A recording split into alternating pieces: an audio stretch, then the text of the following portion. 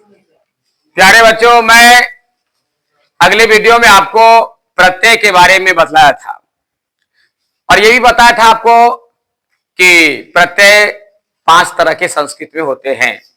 ठीक है ना।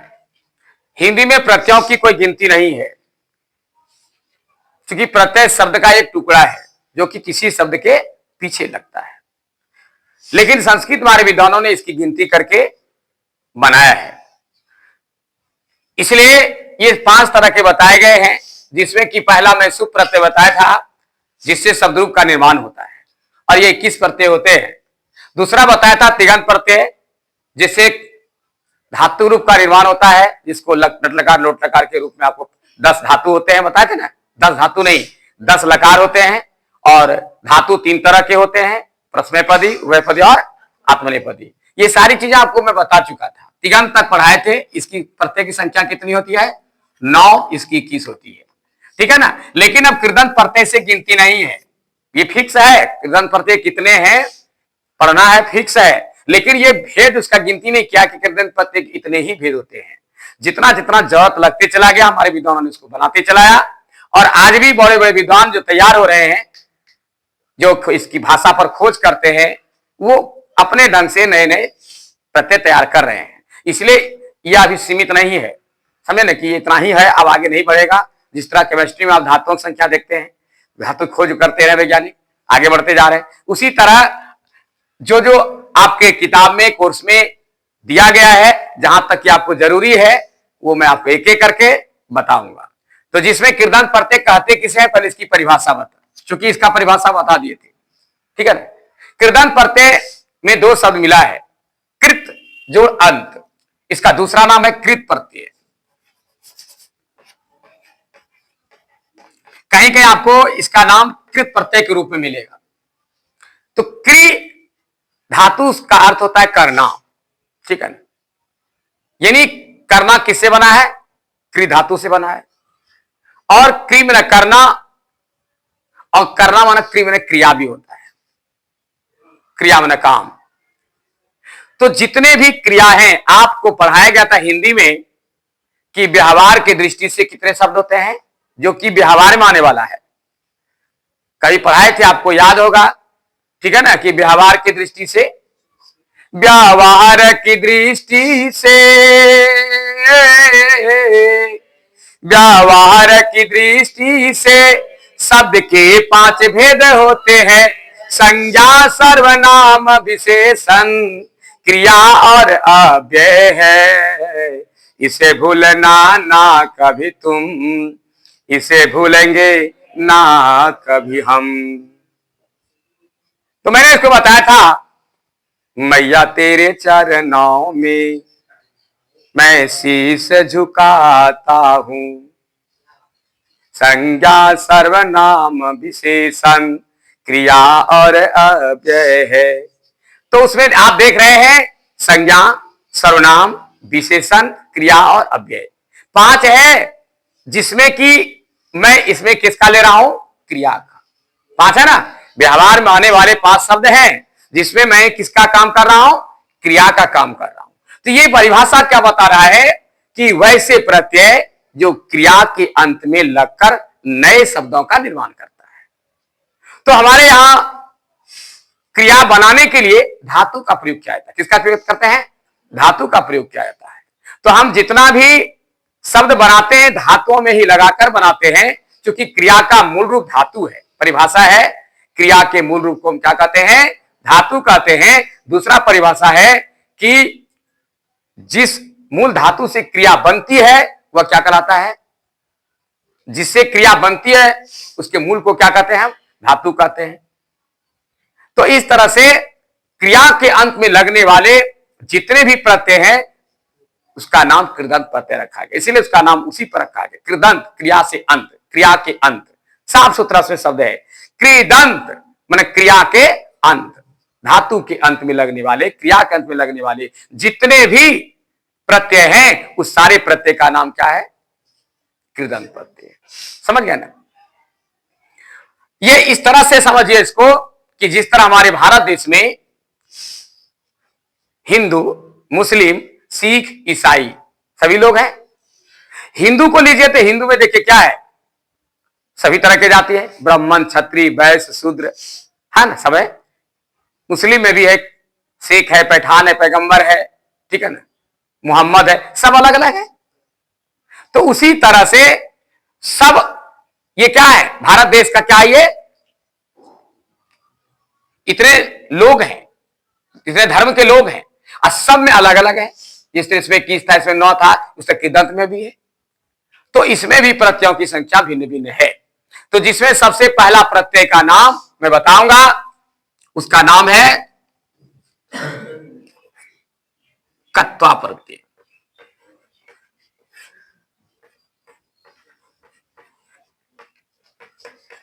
कौन प्रत्यय? कत्वा प्रत्यय। कत्वा प्रत्यय जो नाम रखा गया है,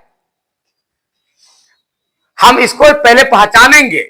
कहीं भी यह लगा रहेगा तो हम कैसे इसको जानेंगे कि यह कत्वा प्रत्यय ही है? तो हमेशा याद रखिएगा, प्रत्यय में जो आगे का शब्द है ये लुप्त हो जाता है। लुप्त माना खत्म, तो बचा क्या इसमें? त्वा। इसकी पहचान क्या आ जाएगी? त्वा और तवा। अब कैसा, तवा तो था यहां, तो तवा कहां से ला दिया? तो संधि में क्या, जब इसमें हम जोड़ते हैं तो संधि होती है ना, संधि में जोड़, प्रत्यय लगाएंगे, जोड़ेंगे। जोड़ने के बाद क्या होता है, कहीं कहीं परिवर्तन होता है। तो कहां परिवर्तन होता है? जब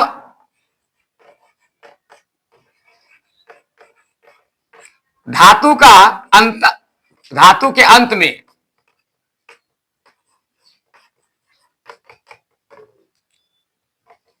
छ हलंत या मूर्धन सौ हलंत रहे तो वह क्या बदल जाता है? तो हलंत ही बदल जाता है। याद रहा, जब कोई धातु है और उसके अंत में क्या लगा है, छ या मूर्धन्य स, तो उसमें जब ये त्वा कत्वा प्रत्यय लगा देंगे हम, तो वह किसमें बदल जाएगा? टॉ में बदल जाएगा। तो जैसे उदाहरण के लिए देखिए, पृच्छ जोड़ कत्वा, तो क्या आएगा? पृष्ठवा। पृष्ठवा आएगा, ठीक है ना। और तालब सभी दे सकते हैं, जैसे दृश्य जोड़ कत्वा,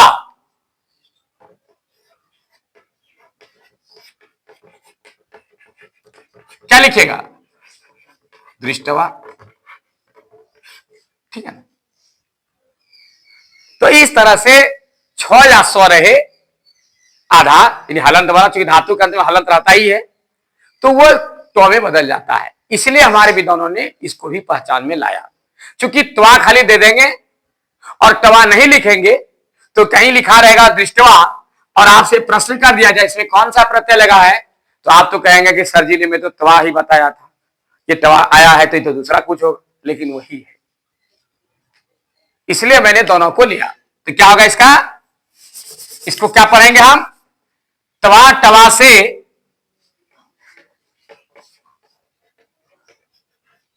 अंत होने वाले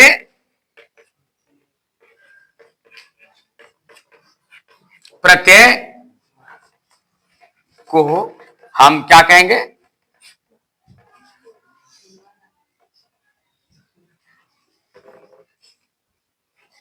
कत्वा प्रत्यय कहते हैं।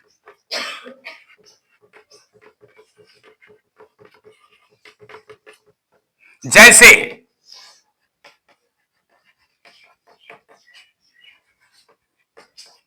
पढ़ जोड़ कत्वा, इसमें एक नियम है, जब कत्वा प्रत्यय लगेगा तो जितना हलंत वाला है, ठीक है ना, लगभग में हर्षिकार का आगमन हो जाता है। तो पढ़ जोड़ कत्वा क्या होगा? पठित्वा। क्या होगा ये? पठित्वा। इसका अर्थ हुआ पढ़कर। क्या हुआ? पढ़कर। खा जोड़ कत्वा, खादित्वा। गम जोड़ कत्वा, इसमें गत्वा होगा, माना जाकर। गम जोड़ कत्वा क्या हुआ? गत्वा जाकर, तो हर्षिकार कहीं कहीं नहीं लगता है, लेकिन लगभग लगता है।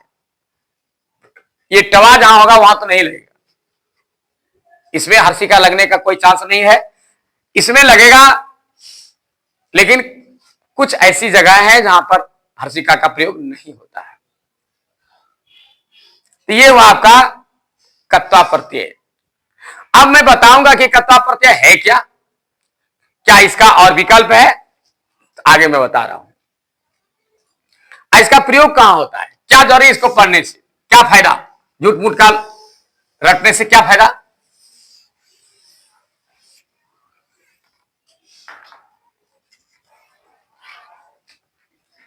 तो सबसे पहले यह कौन सा प्रत्यय है, यह है पूर्वकालिक प्रत्यय।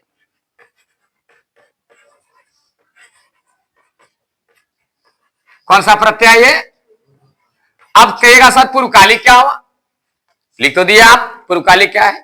तो पूर्वकालिक क्या है, एक क्रिया है।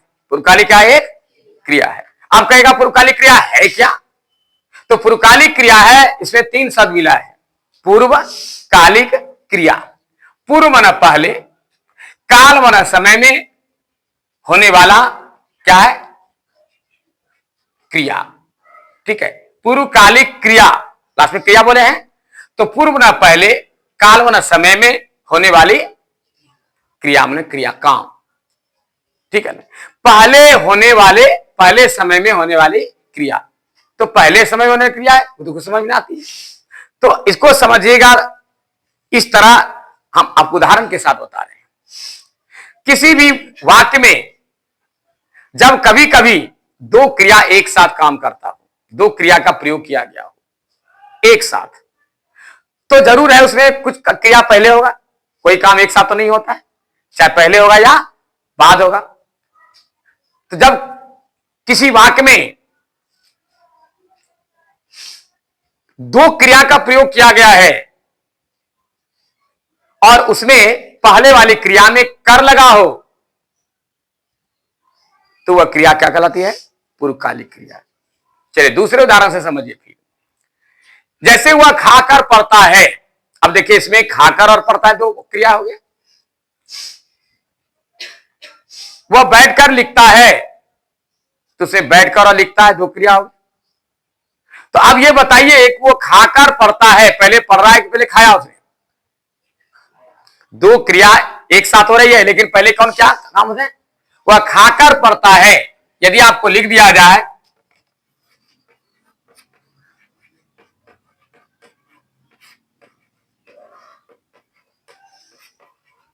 वह खाकर पढ़ता है, तो इसमें खाकर जो है ये दोनों क्रिया में पहले हुआ, पहले उसने खाया तब पढ़ा, इसलिए पहले समय में होने वाली क्रिया पूर्वकालिक क्रिया कहलाती है। तो इसका पहचान क्या आ गया, कर। जितने भी क्रिया हैं, यदि उसमें कर लगाओ, खाकर, पढ़कर, लिखकर, देखकर, सोकर, रोकर, धोकर, हंसकर, बोलकर, जहां भी कर लगाओ, एकदम कन्फर्म हो जाइए कि वो कौन सी क्रिया है, पूर्वकालिक क्रिया है। कौन सी क्रिया है, पूर्वकालिक क्रिया है। और वैसे ही क्रिया को संस्कृत में ट्रांसफर करने के लिए, अनुवाद करने के लिए हम कृदंत प्रत्यय का, यानी कृदंत नहीं, किसका, कौन बोले, कत्ता प्रत्यय का सहारा लेते हैं। किसका लेते हैं, कत्ता प्रत्यय का सहारा लेते हैं। जैसे यहां खाकर है, हम इसमें प्रत्यय लगा देंगे तो हो जाएगा खादित्वा। अब ये कर का अनुवाद इसी के साथ हो गया, खाकर का अनुवाद खादित्वा से हो गया। अब आपको कर के जगह पर कोई संस्कृत में शब्द लिखने की आवश्यकता नहीं पड़ेगी। बाकी वह पढ़ता है, सह पठती लिख दीजिए आप, कर्ता के अनुसार क्रिया जोड़ दीजिए, लट लकार लगेगा। ये प्रथम पुरुष एक वचन है, प्रथम पुरुष एक वचन भी लगा दीजिए। कर्ता के अनुसार क्रिया होता है, आपको पता है, दोनों में तालमेल है, संबंध है। ये जिस पुरुष के जिस वचन में रहेगा, उसी पुरुष के उसी वचन में भी रहे। यहां भी लकार का ये चिन्ह लगेगा, पीछे प्रत्यय लगेगा, वो बन गया।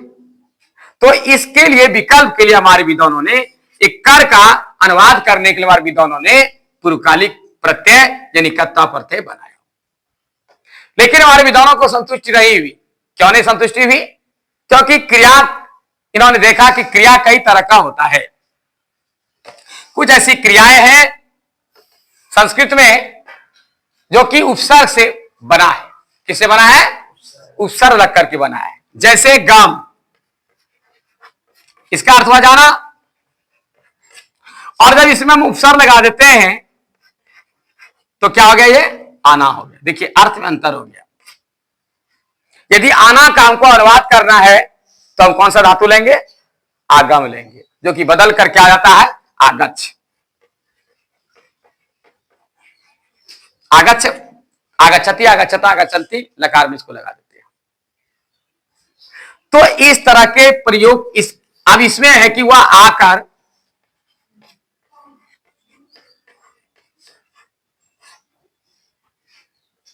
खेलता है। अब जैसे अनुवाद है, वह आकर खेलता है, कहीं गया होगा, वह आ गया, तो अब आकर इसमें भी तो पुरुकालिक प्रत्यय, पुरुकालिक क्रिया ये भी हो गया। अब इसका जब हम संस्कृत में बदलते हैं, ट्रांसफर करते हैं, तो देखते हैं इसका धातु तो आगम होता है, और आगम में क्या लगा है, उपसर्ग लगा है। तो अब हमारे विद्वानों ने सोचा कि नहीं, इसका भी कोई ढूंढकर उपाय निकालना चाहिए। यदि हम इसमें लगाते हैं आगत्वा तो सुनने में अच्छा नहीं लगा, इसलिए विद्वानों ने क्या किया, इसके लिए एक प्रत्यय का और प्रयोग किया, उसका नाम रखा ल्य। क्या नाम रखा, ल्य। तो पुरुकाली प्रत्यय कौन कौन है जी, अब पूछा जाएगा पुरुकाली प्रत्यय कौन कौन है, तो कितने नाम लेंगे आप, 2 नाम लेंगे। पुरुकाली प्रत्यय कौन कौन है, एकत्वा और दूसरा ल्य। कितने प्रत्यय हैं, कौन कौन, एकत्वा और दूसरा ल्य। कत्ता के बारे में पढ़ा दिया कि तवा टवा से अंत होने वाले प्रत्यय को हम कत्ता प्रत्यय कहते हैं। अब ल्य प्रत्यय की बारी है, तो ल्य में क्या आता है, ये लौ का लोप हो जाता है। जिस तरह की कत्ता में क का लोप हुआ, ठीक है ना, इसमें क्या आता है, लौ का योग हो जाता है, लोप हो जाता है, और इधर प का भी लोप हो जाता है। तो बचा शेष क्या, यो। क्या बचा, यो। तो इसका पहचान क्या हुआ, जिसके आगे उपसर्ग हो, जिस धातु के आगे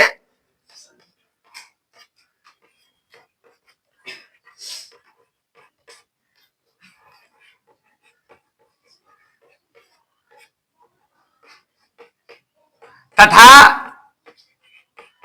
पीछे क्या हो, यो लगा हो,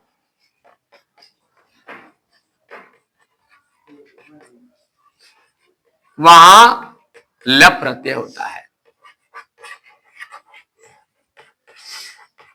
वहां कौन प्रत्यय आता है, ल प्रत्यय। अब कैसे देखिए, आ जोड़ गम जोड़ ल्यप, क्या हो गया, ये आगम में। इसको जोड़ने का नियम सीख लीजिए। ये आ उपसर्ग तो पहले से लगा रहता है, धातु में उपसर्ग पहले से रहेगा। जब हम ल्य प्रत्यय लगाएंगे तो हमने क्या कहा था, योग सिर्फ लगता है पीछे में, बाकी तो गायब हो जाता है, ये खत्म। तो योग कैसे लगाओगे, पीछे का जो अक्षर है वो हलंत है, आधा है, तो आधे में ही लगाना है, देख रहे हैं ना, पूरा नहीं करना है, इसको आधे में लगा देना है, आगम में। जैसे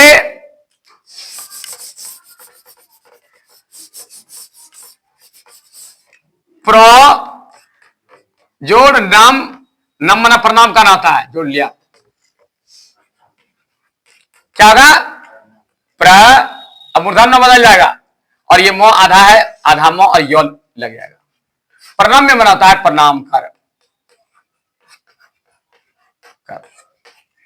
आगम में बना आकर। देखिए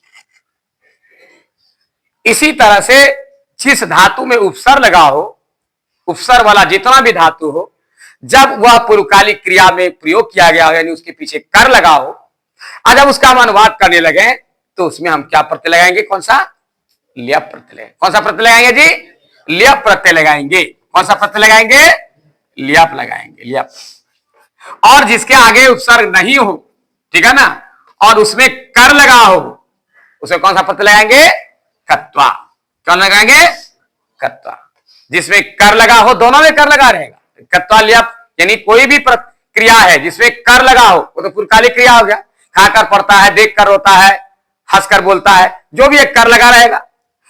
अब उस जिस धातु में कर लगा हुआ है क्रिया में, उसको जब हम संस्कृत में देखेंगे किसकी क्रिया क्या होती है, संस्कृत में धातु क्या होता है, मूल धातु। धातु बनाने के बाद जब देख लेंगे उसमें आगे उपसर्ग लगा हुआ है तो उसमें आराम से हम कौन सा प्रत्यय लगाएंगे, ल्यप। और यदि देखेंगे कि आगे उपसर्ग नहीं है तो उसमें कौन सा लगाएंगे, यानी तवा जो आएगा, और इसमें पीछे यो लगेगा, ल्यप, आगे उपसर्ग है ही। अब जब हमको पहचानने की बारी आ जाए, इसको परीक्षा में तीन तरह से पूछा जाता है। कैसे पूछे जाएंगे, लिखा रहेगा निम्न में से कर्ता प्रत्यय या ल्यप प्रत्यय का कौन सा उदाहरण है, पहला नंबर। दूसरा है कि आगम में कौन सा प्रत्यय, ये निम्न में से प्रत्यय कौन सा लगा है, ठीक है, या निम्न से प्रत्यय है, ऑप्शन दिया रहेगा कौन लगा है। दूसरा बात कभी लिखा रहेगा इस तरह से, प्र जो नम जो ल्यप से कौन सा शब्द बनेगा। इस तरह से उलट पुलट करके कई ढंग से इसका प्रश्न आपके सामने प्रस्तुत होगा। यदि आपको ये कन्फर्म जानकारी रहे तो आप किसी तरह से उल्टा पुल्टा क्वेश्चन करेगा, आप आराम से जवाब दे सकते हो। जैसे देखेंगे आगे उपसर्ग है, पीछे यो है, एकदम बेधड़क आपको क्या लिखना है, ल्यप प्रत्यय। जब आगे देखिए कि त्वा है या टवा है, आराम से लिख दीजिए कौन प्रत्यय है, कर्ता प्रत्यय, कोई सोच विचार करने की जरूरत नहीं। अनुवाद करने की बारी आए, जब कर लगा रहे तो पहले संस्कृत में देखना इसका धातु क्या होता है। यदि धातु में उपसर्ग लगा हुआ है, पहले से उपसर्ग लग करके ही धातु का निर्माण हुआ है, जैसे आगम पहले से है, आग लगा करके आना का हुआ, यदि आ नहीं लगाएंगे तो गम जाना हो जाता है, आगम लगने से उसका अर्थ आगम हुआ। तो ऐसा शब्द है तो उसमें यो लगा दीजिए पीछे से, ल्यप प्रत्यय में काम कर गया। और जिसमें कि आगे उपसर्ग नहीं है उसमें तवा, यदि छ या सौ है तो टवा लगा दीजिए, आपका काम चल जाएगा। जहां देखिए हर्षिका लिखने से देखने में और बोलने में अच्छा लगता है, सही सेटिंग लग रहा है, हर्षिका लगाइए। कुछ कुछ जगह पर हर्षिका देखने से अभाद्र हो जाता है, वहां नहीं लगाया जाता है, ठीक है ना। जैसे गत्वा, गत्वा गमित्वा सुनने में अच्छा नहीं लगता है, इसलिए मौ का लोप हो गया वो, ठीक है ना। जहां मौ जिंदा रहेगा वहां हर्षिका लगेगा, यानी हलन पल अक्षर यदि जिंदा है तो वहां हर्षिका लगभग लगता है, और जहां नहीं लगा वहां वो गायब हो जाएगा। जैसे गम जो कत्वा क्या हो, मो गायब हो गया, तब तो नहीं लगा हर्षिका, किसमें लगेगा, गत्वा हो गया सीधा। इस तरीके से ये दोनों का समाधान मैंने किया। आज ल्यप प्रत्यय और कर्ता प्रत्यय बताया। चलिए मैं आगे और एक प्रत्यय बताता हूं इसी के साथ, तब दूसरे दिन बताऊंगा। फिर ये कृदंत प्रत्यय के अंतर्गत मैं बता रहा हूं।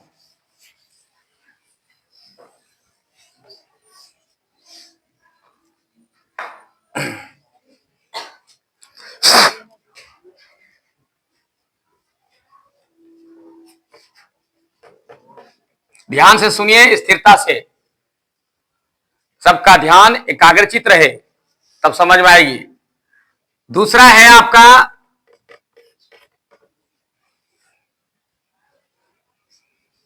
निमित्तार्थ के लिए।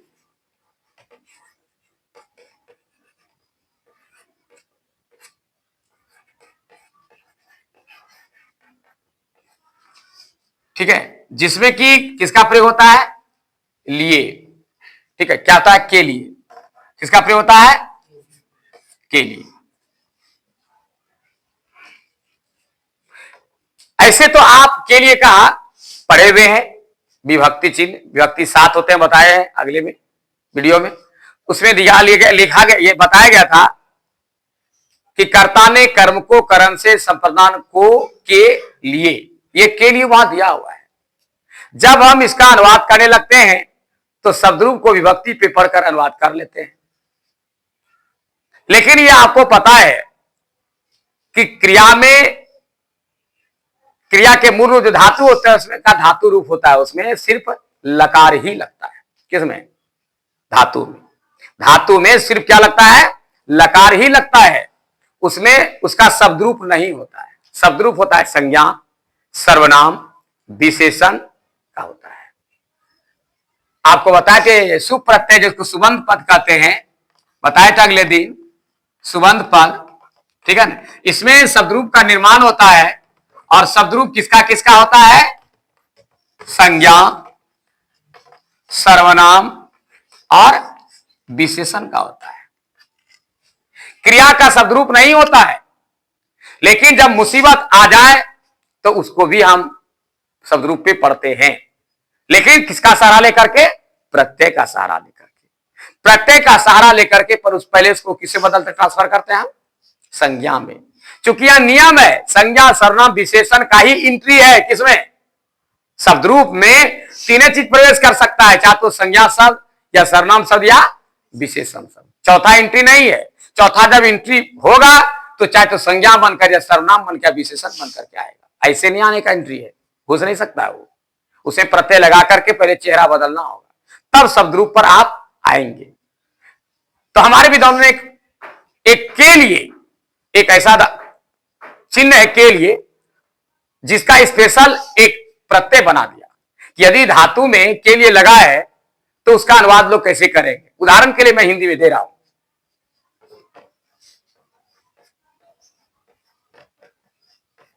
वह पढ़ने के लिए विद्यालय जाता है।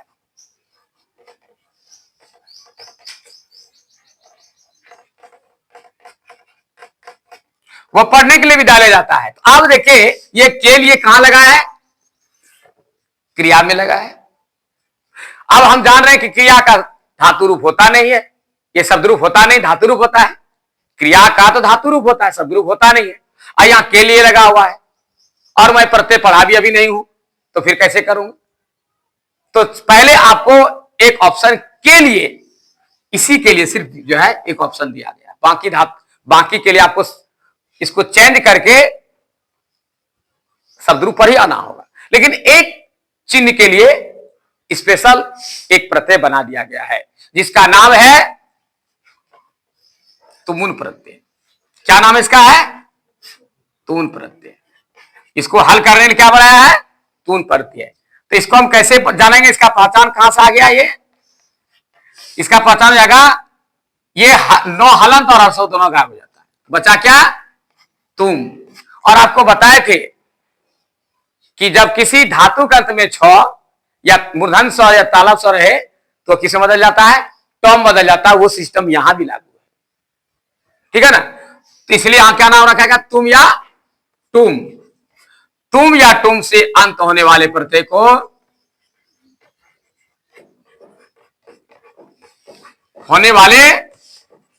हम क्या कहेंगे? तुमुन प्रत्यय कहते हैं।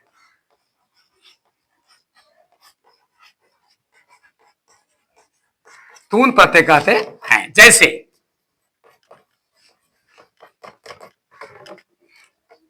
पाठ जोर तुमुन, क्या कहा? पठी तुम।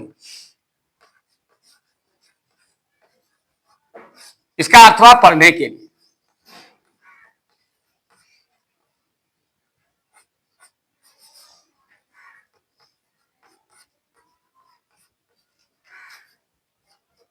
इसका क्या था? पढ़ने के लिए, ठीक है ना? पठितुम माना पढ़ने के लिए। उसी तरह अब तुम का देखे, दृश्यो तुमुन, द्रष्टुम होगा।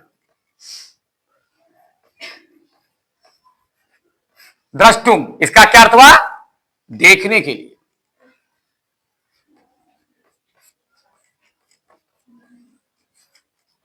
इसका अर्थ हुआ देखने के लिए, द्रष्टुम। तो इस तरह से इसका पहचान हो गया। यदि आपको परीक्षा में किसी तरह से क्वेश्चन कर दे, चाहे अनुवाद करने के लिए आए, तो आप तुमुन प्रत्यय का प्रयोग करोगे, या आपको कह देगा कि द्रष्टुम में कौन सा प्रत्यय है, निम्न से कौन सा प्रत्यय है, तो तुमुन प्रत्यय है, ठीक है। पढ़ जोर तुमुन से कौन सा शब्द बनेगा? पठितुम बनेगा। दो तीन तरह से सवाल करेगा, इसका जवाब आप दे सकते हो। ये निमित्त बनाता है के लिए, निमित्त बना के लिए के चिन्ह के लिए स्पेशल इसका प्रयोग किया गया है तुमुन प्रत्यय का। तो इसका पहचान क्या हुआ? तुम से अंत होने वाले प्रत्यय को हम तुमुन प्रत्यय कहते हैं। तो आज मैं इतना ही बताया, क्योंकि ज्यादा बताऊंगा तो फिर आपको याद नहीं रहेगा। इसका प्रयोग भी करने के लिए आपको सीखना है। आप अपने घर में किताब निकालकर इसका इस तरह पर अनुवाद ही बनाकर आप चेक कर सकते हो।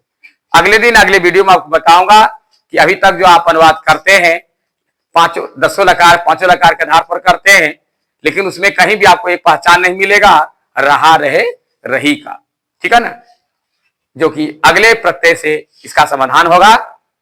देखेंगे वह पढ़ रहा है, वह खा रहा है, कैसे रहा रहे का प्रयोग होता है और कैसे इसका अनुवाद होता का समाधान होता है। आप देखते रहिए आगे की वीडियो में, उसके बाद आपको समाधान इसका सबका एक एक करके मैं समाधान करूंगा। तो यदि आपको अच्छा लगे तो इसको शेयर करें और कमेंट करें, और आगे बच्चों को अधिक से अधिक लाभ हो इसके लिए भी आप शेयर करें, साझेदारी करके सबको सिखाएं, बताएं, और आप भी इसको शुरू से अंत तक पढ़ें ताकि इसको समझ में आए। बार बार इसको उल्टाएं, पढ़ें, देखें, जब भी खाली रहे तो इसको अभ्यास करें, इसका देखते सुनते समझते आपको अपने आप याद हो जाएगा, रटने की आवश्यकता नहीं पड़ेगी। तो बस आज इतना ही, धन्यवाद।